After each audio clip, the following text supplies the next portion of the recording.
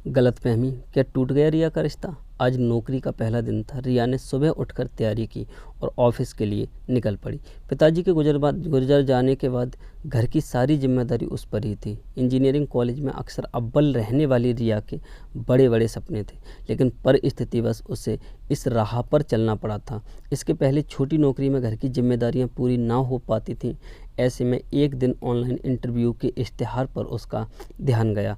उसने फॉर्म भर दिया और उस कंपनी में उसे चुन लिया गया। रिया जब ऑफिस में पहुंची तो ऑफिस के कुछ कर्मी थोड़े समय से थोड़ा पहले ही आ गए थे। वहीं रिसेप्शन पर बैठी अंजलि ने रिया से पूछा, गुड मॉर्निंग मैडम, आपको किससे मिलना है? रिया ने कहा, मैं इस कंपनी में ऑनलाइन इंटरव्यू से चुनी गई हूँ। आज से मुझे ऑफिस ज्वाइन करने के लिए कहा गया था। यह लेटर लीजिए। अंजलि ने कहा, ओके, कांग्रेट्स, आपका इस कंपनी में स्वागत है। थोड़ी देर बैठिए, मैं मैनेजर साहब से पूछकर आपको बताती हूँ। रिया वहीं बैठकर कंपनी का निरीक्षण करने लगी। उसी वक्त कंपनी में काफ़ी जगह लगा हुआ आरजे का लोगो उसका बार बार ध्यान खींच रहा था।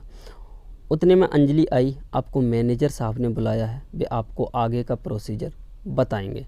अंजलि मैडम, एक सवाल पूछूं, कंपनी में जगह जगह आरजे लोगो क्यों लगाया गया है? अंजलि ने कहा, आरजे लोगो कंपनी के सर्वे सर्वा मजूमदार साहब के इकलौते सुपुत्र के नाम के अक्षर हैं। ऑनलाइन इंटरव्यू उनका ही आइडिया था। आज उनका भी कंपनी में पहला दिन है। चलो अब हम अपने काम की ओर ध्यान दें। हाँ बिल्कुल, चलो। कंपनी के मैनेजर सुलझे हुए इंसान थे।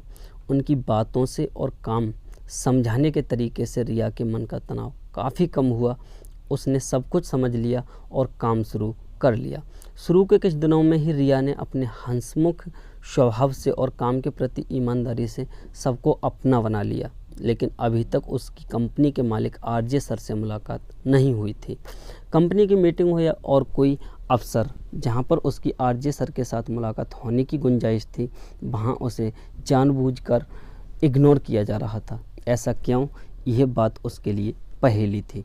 एक दिन रोज की फाइल्स देखते समय चपरासी ने संदेश दिया, मैनेजर साहब आपको बुला रहे हैं। आइए रिया मैडम, आपसे काम के बारे में बात करनी थी। आज आपको इस कंपनी में आए कितने दिन हुए? क्यों, क्या हुआ सर? मैंने कुछ गलत किया क्या?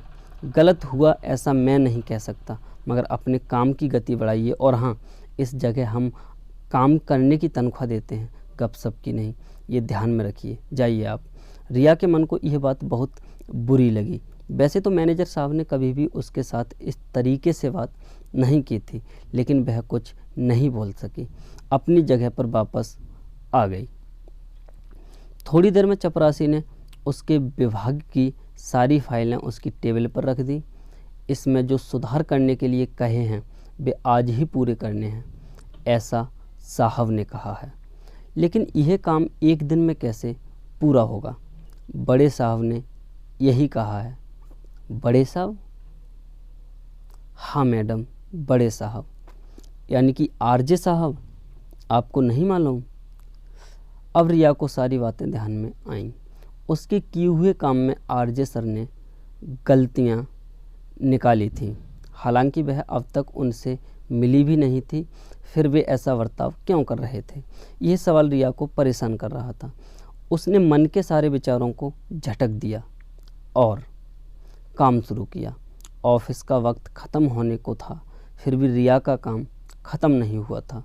उसने एक बार मैनेजर साहब से पूछा, मगर उन्होंने आज ही काम पूरा करने की कड़ी चेतावनी दी। बाकी सारा स्टाफ चला गया। अब ऑफिस में रिया, चपरासी और आरजे सर के केबिन की लाइट जल रही थी, यानी वे भी ऑफिस में ही थे। काम पूरा करते करते रिया को काफ़ी वक्त लगा। उस दिन के बाद रिया को तकरीबन हर दिन ज़्यादा काम करना पड़ता था।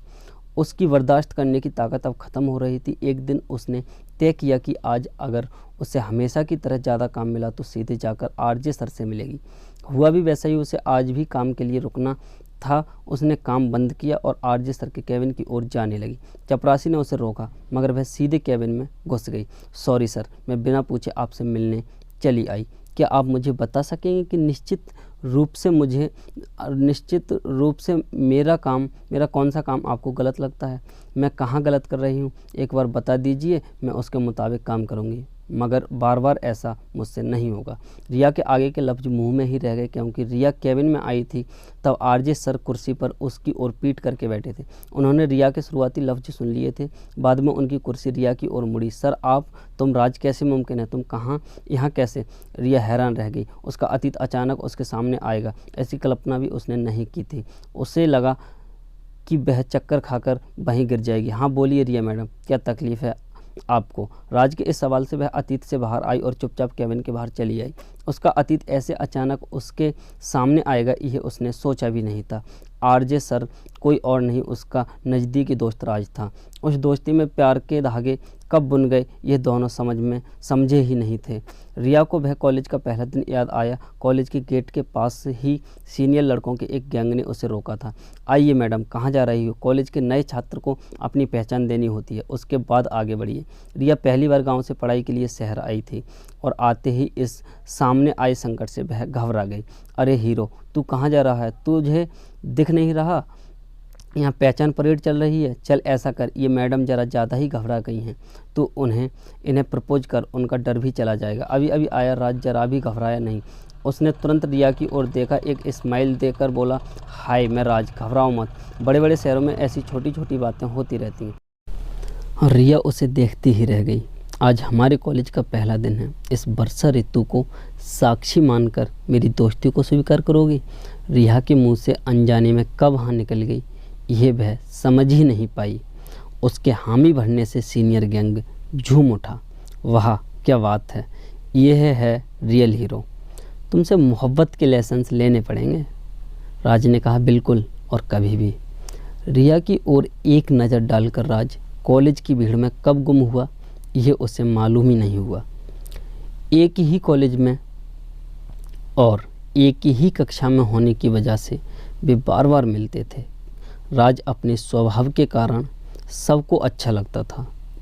कॉलेज की हर लड़की उससे बात करने के लिए बेताब रहती थी, मगर राज किसी दूसरे ही रिश्ते में उलझ रहा था। यह रिश्ता रिया के साथ जुड़ा था, एक अव्यक्त रिश्ता। उसका शांत स्वभाव, उसका मनमोहता रूप जिसे शहर की हवा छू भी नहीं पाई थी, उसका यही निरालापन राज को उसकी ओर खींचता था।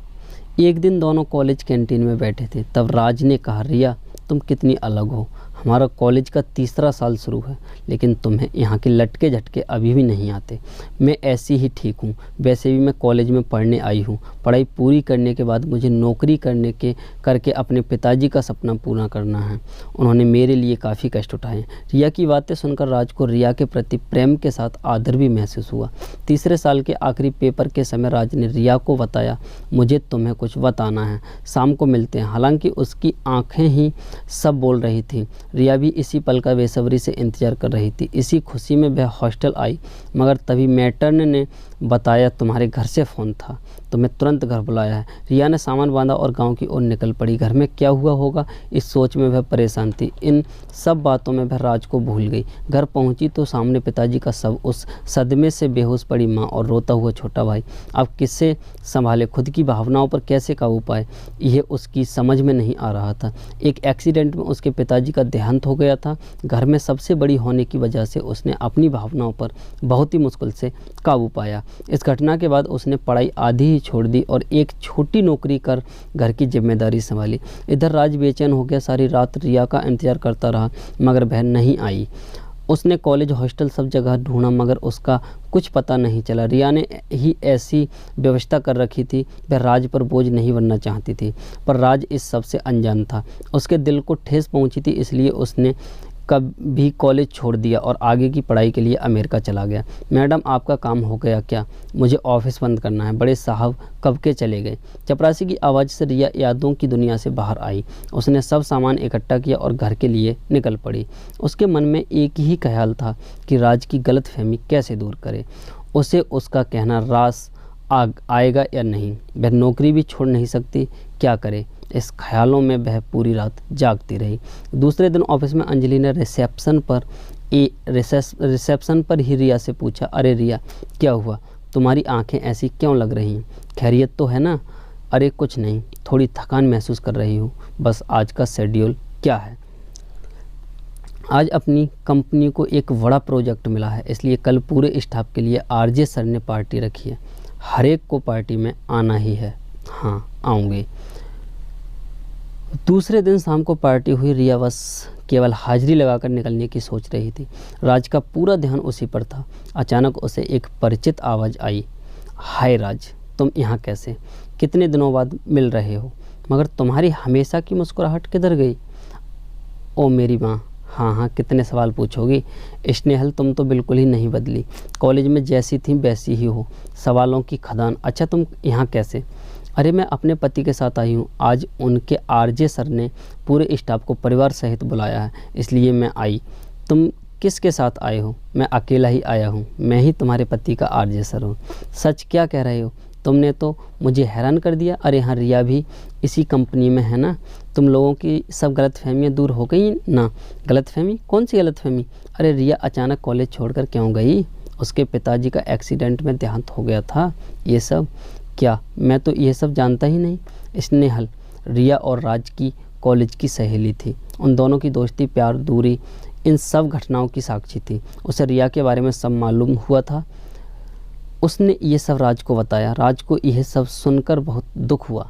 उसने रिया के बारे में कितना गलत सोचा था, हालांकि उसकी इसमें कुछ भी गलती नहीं थी। अब उसकी नज़र पार्टी में रिया को ढूंढने लगी, मगर तब तक रिया वहाँ से निकल चुकी थी। वह उसे ढूंढने बस स्टॉप की ओर भागा। बारिश के दिन थे। रिया एक पेड़ के नीचे खड़ी थी। उसने दूर से ही रिया को आवाज़ लगाई, रिया, रिया। क्या हुआ सर, आप यहाँ क्यों आए, आपको कुछ काम था क्या। नहीं सर मत पुकारो, मैं तुम्हारा पहले का राज ही हूँ। अभी अभी मुझे स्नेहल ने सब कुछ बताया, मुझे माफ़ कर दो रिया। नहीं राज, इसमें तुम्हारी कोई गलती नहीं है। उस समय हालात ही कुछ ऐसे थे। रिया, आज मैं तुमसे पूछता हूँ, क्या मेरे प्यार को स्वीकार करोगी। रिया की आंसू भरी आंखों से राज को जवाब मिल गया। राज ने उसे अपनी बाहों में भर लिया। उनके इस मिलन में बारिश भी उनका साथ दे रही थी। इस बारिश की झड़ी में उनके बीच की दूरियां, गलतफहमियां पूरी तरह से बह गई थीं। तो दोस्तों, यदि आप भी किसी से प्यार करते हैं और आप लोगों के बीच भी कोई गलतफहमी है तो उसे जल्द से जल्द दूर कीजिएगा। और इसी तरह की वीडियोज़ के लिए हमारे चैनल को सब्सक्राइब कीजिएगा और हमारी यूट्यूब फैमिली से जुड़े रहिएगा।